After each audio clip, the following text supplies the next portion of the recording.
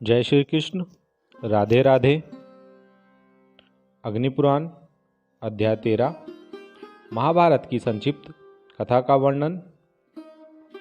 अग्निदेव कहते हैं, अब मैं श्री कृष्ण की महिमा को लक्षित कराने वाला महाभारत का उपाख्यान सुनाता हूँ, जिसमें श्री हरि ने पांडवों को निमित्त बनाकर इस पृथ्वी का भार उतारा था। भगवान विष्णु के नाभि कमल से ब्रह्मा जी उत्पन्न हुए, ब्रह्मा जी से आत्रि, आत्रि से चंद्रमा, चंद्रमा से बुध और बुध से इलानंदन पुरुरवा का जन्म हुआ। पुरुरवा से आयु, आयु से राजा नहुष, नहुष से यदाति उत्पन्न हुए, यदाति से पुरु हुए, पुरु के वंश में भरत और भरत के कुल में राजा कुरु हुए, कुरु के वंश में शांतनु का जन्म हुआ, शांतनु से गंगानंदन भीष्म उत्पन्न हुए। उनके दो छोटे भाई थे, चित्रांगद और विचित्रवीर। ये शांतनु से सत्यवती के गर्भ से उत्पन्न हुए। शांतनु के स्वर्गलोक चले जाने पर भीष्म ने अविवाहित रहकर अपने भाई विचित्रवीर के राज्य का पालन किया। चित्रांगद बालावस्था में ही चित्रांगद नाम वाले गंधर्व के द्वारा मारे गए। फिर भीष्म संग्राम में विपक्षी को परास्त करके काशी राज की दो कन्याएं अंबिका और अंबालिका को हर लाए। वे दोनों विचित्रवीर की भार्याएं हुई। कुछ काल के बाद राजा विचित्रवीर राजयक्ष्मा से ग्रस्त हो स्वर्गवासी हो गए। तब सत्यवती की अनुमति से व्यास जी के द्वारा अंबिका के गर्भ से राजा धृष्टराज और अंबालिका के गर्भ से पांडु उत्पन्न हुए। धृष्टराज ने गंधारी के गर्भ से शिवपुत्रों को जन्म दिया, जिसमें दुर्योधन सबसे बड़ा था। राजा पांडु वन में रहते थे। वे एक ऋषि के शापवश सत्यशृंग मुनि के आश्रम के पास स्त्री समागम के कारण मृत्यु को प्राप्त हुए। पांडु शाप के ही कारण स्त्री संभोग से दूर रहते थे, इसलिए उनकी आज्ञा के अनुसार कुंती के गर्भ से धर्म के अंश से युधिष्ठिर का जन्म हुआ। वायु से भीम और इंद्र से अर्जुन उत्पन्न हुए।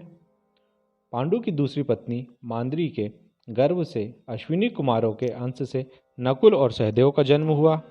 शापवश एक दिन मांद्री के साथ संभोग होने से पांडु की मृत्यु हो गई और मांद्री भी उनके साथ सती हो गई। जब कुंती के विवाह नहीं हुआ था, उसी समय सूर्य के अंश से उनके गर्भ से कर्ण का जन्म हुआ था। वह दुर्योधन के आश्रम में रहता था। देवयोग से कौरवों और पांडवों में बैर की आग प्रज्वलित हो उठी। दुर्योधन बड़ी खोटी बुद्धि का मनुष्य था। उसने लक्षा के बने हुए घर में पांडवों को रखकर आग लगाकर उन्हें जलाने का प्रयत्न किया, किंतु पांचों पांडवों अपनी माता के साथ उस जलते हुए घर से बाहर निकल गए। वहां से एक चक्रा नगरी में जाकर वे मुनि के वेश में एक ब्राह्मण के घर में निवास करने लगे। फिर वक नामक राक्षस का वध करके वे पंचाल राज्य में, जहाँ द्रौपदी का स्वयंवर होने वाला था, वहाँ गए। वहाँ अर्जुन के बाहुबल से मत्स्य भेद होने पर पांचों पांडवों ने द्रौपदी को पत्नी रूप में प्राप्त किया। तत्पश्चात दुर्योधन आदि को उनके जीवित होने का पता चलने पर उन्होंने कौरवों से अपना आधा राज्य भी प्राप्त कर लिया। अर्जुन ने अग्निदेव से दिव्य गांडीव धनुष एवं उत्तम रथ प्राप्त किया हुआ था। उन्हें युद्ध में भगवान कृष्ण जैसे सारथी मिले थे तथा उन्होंने आचार्य द्रोण से ब्रह्मास्त्र आदि दिव्य आयुध और कभी न नष्ट होने वाले बाण प्राप्त किए थे। सभी पांडव सब प्रकार की विधाओं में प्रवीण थे। पांडव कुमार अर्जुन ने श्री कृष्ण के साथ खंडव वन में इंद्र के द्वारा की हुई वृष्टि का अपने वाणों की छात्राकार बांध से निवारण करते हुए अग्नि को तप्त किया था। पांडवों ने संपूर्ण दिशाओं पर विजय पाई। युधिष्ठिर राज करने लगे। उन्होंने प्रचुर स्वर्ण राशि से परिपूर्ण राजसूय यज्ञ का अनुष्ठान किया। उनका यह वैभव दुर्योधन के लिए असहाय हो उठा। उसने अपने भाई दुशासन और वैभव प्राप्त सुहृद कर्ण के कहने से शकुनी को साथ ले धूत सभा में जुए में प्रवृत्त होकर युधिष्ठिर और उनके राज्य को कपट के द्वारा हंसते हंसते जीत लिया। जुए में परास्त होकर युधिष्ठिर अपने भाइयों के साथ वन में चले गए। वहां उन्होंने अपनी प्रतिज्ञा के अनुसार 12 वर्ष व्यतीत किए। वे वन में ही पहले की भांति प्रतिदिन बहुसंख्यक ब्राह्मणों को भोजन कराते थे। एक दिन उन्होंने 88,000 दूजों सहित दुर्वासा को श्री कृष्ण कृपा से परितृप्त किया। वहाँ उनके साथ उनकी पत्नी द्रौपदी तथा पुरोहित धौम्य जी भी थे। 12 वर्ष बीतने पर वे विराट नगर में गए। वहाँ युधिष्ठिर सबसे अपरिचित होकर कड़क नामक ब्राह्मण के रूप में रहने लगे। भीमसेन रसोइया बने थे। अर्जुन ने अपना नाम बृहनला रखा था। पांडव पत्नी द्रौपदी निवास में सुरेंधी के रूप में रहने लगी। इसी प्रकार नकुल सहदेव ने भी अपने नाम बदल लिए थे। भीमसेन ने रात्रि में द्रौपदी का सतीत्व हरण करने की इच्छा रखने वाले किंचक को मार डाला। तत्पश्चात कौरव विराट की गांवों को हरकर ले जाने लगे। तब उन्हें अर्जुन ने परास्त किया।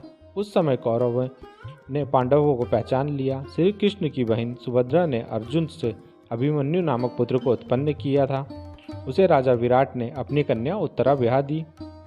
धर्मराज युधिष्ठिर 7 अक्षौणी सेना के स्वामी होकर कौरवों के साथ युद्ध करने को तैयार हुए। पहले भगवान श्री कृष्ण परम क्रोधी दुर्योधन के पास दूत बनकर गए। उन्होंने 11 अक्षौणी सेना के स्वामी राजा दुर्योधन से कहा, राजन, तुम युधिष्ठिर को आधा राज्य दे दो या उन्हें 5 ही गांव अर्पित कर दो, नहीं तो उनके साथ युद्ध करो। श्री कृष्ण की बात सुनकर दुर्योधन ने कहा, मैं उन्हें सुई की नोक के बराबर भी भूमि नहीं दूंगा। हाँ, उनसे युद्ध अवश्य करूंगा। ऐसा कहकर वे भगवान श्री कृष्ण को बंदी बनाने के लिए उद्यत हो गया। उस समय राजसभा में भगवान श्री कृष्ण ने अपने परम विश्व रूप का दर्शन कराकर दुर्योधन को भयभीत कर दिया। फिर विदुर ने अपने घर ले जाकर भगवान का पूजन और सत्कार किया। तदनंतर वे युधिष्ठिर के पास लौट गए और बोले, महाराज, आप दुर्योधन के साथ युद्ध कीजिए। इस प्रकार आदि अग्नि महापुराण में आदि पर्व से आरंभ करके उद्योग पर्व पर्यंत महाभारत कथा का संक्षिप्त वर्णन नामक 13वां अध्याय पूरा हुआ। जय श्री कृष्ण। राधे राधे।